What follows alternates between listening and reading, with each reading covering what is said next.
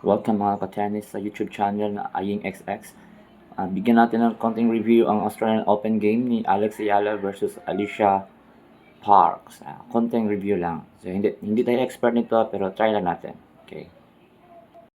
So Alicia Parks, ang laro niya ay big serve and gustong-gusto niya na mag-attack sa net, then giving pressure sa kalaban. Sa laro na to is kalaban niya si Mira Andreeva.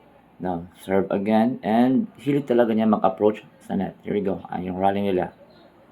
Big forehand, and good backhand si Alicia Parks. So, yun lang talaga ang iingatan ni Alex when facing Alicia, na hilig talaga ni Alicia Parks ang mag-approach sa net. Bibigay siya ng mga drop shots, then giving pressure.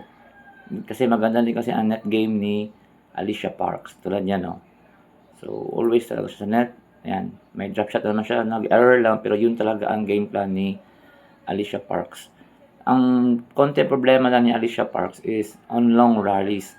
So, sa mga longer rallies, medyo ano pa siya, erratic. Medyo hindi siya kalmado sa game niya. Gusto niya i-end agad ang laro. So, yun lang talaga ang problema ni Alicia Parks, kaya siya natalo dito sa laro nila versus kay Mira Andreeva. Alex Ayala. Iba na ang laro ngayon ni Alex Ayala before. Unlike before na medyo gigil and hindi tumatakbo, not chasing the ball.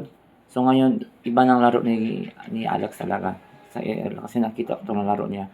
On longer rallies is mas mataas na ang pasensya ni Alex. Tulad nito.